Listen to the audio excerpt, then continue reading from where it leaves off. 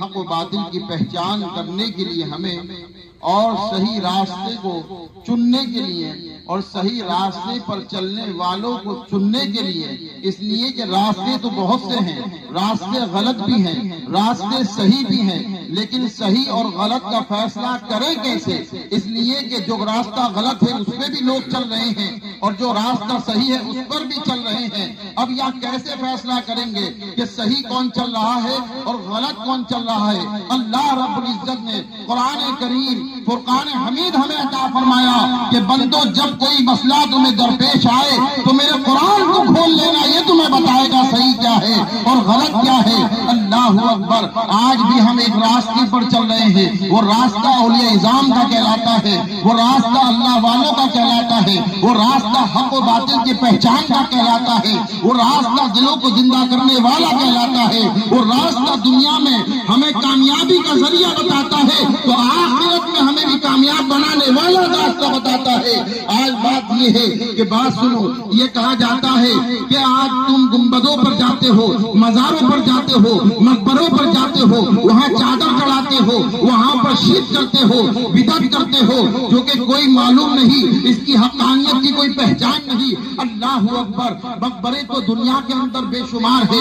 آپ جاؤ شیر شاہ سوری کا مقبرہ بھی دیکھو، آپ جاؤ گے تو آپ آگرہ کے اندر اکبر کا مقبرہ بھی دیکھو گے، آپ آگرہ کے اندر بادشاہ جو شہنشاہ گزرا ہے اس کا بھی مقبرہ دیکھو گے، اس کی بیوی کا مقبرہ بھی دیکھو گے، اور جب آپ دلی میں جاؤ گے محبوب الہی کا روڈ کراس کر کے تو ہمایوں کا مقبرہ بھی دیکھو گے۔ وہ مقبرے کوئی چھوٹے موٹے نہیں بلکہ بیگوں میں بنے ہوئے ہیں، ایکڑوں میں بنے ہوئے ہیں، ان کی اونچائیاں بھی کوئی کم نہیں ہے، وہ بھی آج بھی محفوظ ہے۔ اور ایک دوسرے مقبرے ہیں جس پر طنز کیا جاتا ہے، انگلیاں اٹھائی جاتی ہے، وہ بھی مقبرہ ہے۔ اب میں آج بتاؤں گا کہ ایک مقبرہ تو وہ ہے جو ایک بادشاہ کا ہے، اور ایک مقبرہ وہ ہے جو اللہ والوں کا ہے، ایک درویش کا ہے، ایک فقیر کا ہے۔ ان دونوں میں فرق کیا ہے؟ ان دونوں میں باطل کا اور حق کی پہچان کا کیا ہے؟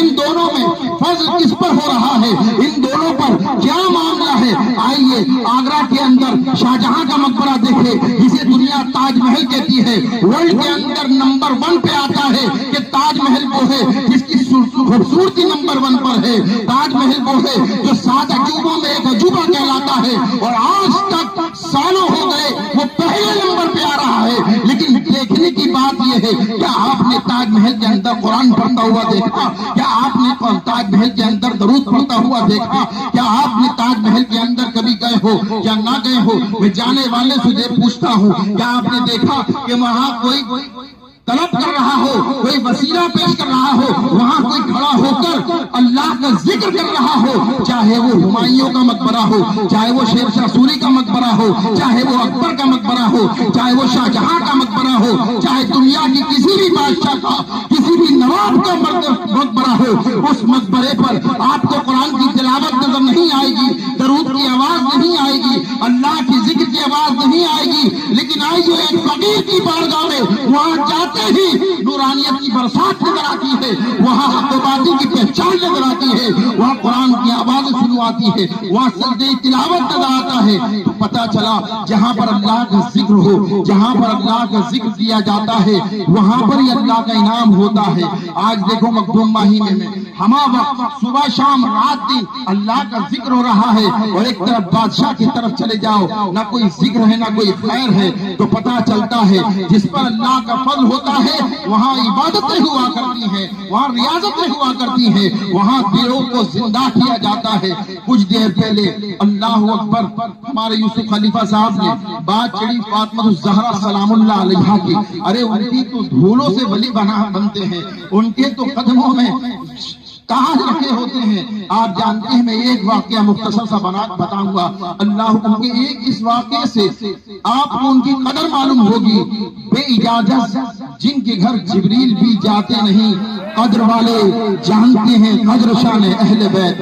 جب حضور کا وصال ہونے والا تھا، جب حضور اپنے اس دنیا فانی سے رخصت ہو رہے تھے اور حالات اتنے کمزور ہو چکے تھے، بڑی کمزوری آ چکی تھی، کمزوری نمودار کی جسم جو ہے، حالانکہ وہ دکھانا تھا بشری، میں تفصیلی گفتگو میں نہیں جاؤں گا کہ بڑی علیل ہو چکے تھے. ایک انسان کیسے علیل ہو جاتا ہے؟ بستر اٹھ نہیں پاتے.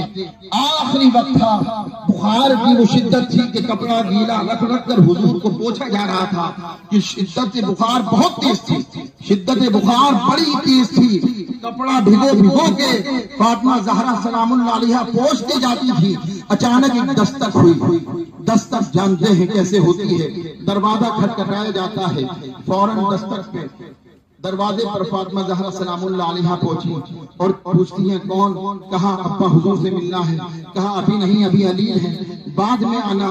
ابھی علیل ہے, بعد میں آنا. لہذا یہ ہوا. پھر ہوئی تھوڑی دیر میں دستک, کہا بعد میں آنا. پھر ہوئی دستک, کہا بعد میں آنا. پھر ہوئی دستک, کہا بعد میں آنا. تھوڑی دیر میں دستک ہوتی تھی اور فاطمہ زہرا فرماتی تھی بعد میں آنا, بعد میں آنا. جب حضور دیکھتے رہے فرمایا فاطمہ یہ کوئی اور نہیں, یہ اسرائیل ہے. اگر تو قیامت تک اسے بھیجتے رہے گی یہ جاتا رہے گا, آتا رہے گا, جاتا رہے گا, آتا رہے گا. یہ کوئی عام آدمی نہیں, یہ وہ ہے جو لوگوں کی روح نکالتا ہے.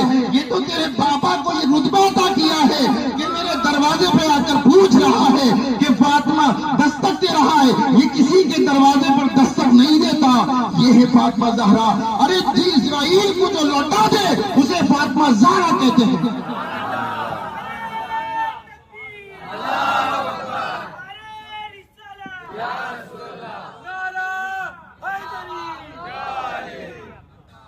جو اسرائیل کو لوٹا دے انہیں فاطمہ زہرا کہتے ہیں. سمجھے آپ؟ لہذا بے اجازت جن کے گھر جبرائیل بھی جاتے نہیں, بلکہ میں یوں کہوں گا بے اجازت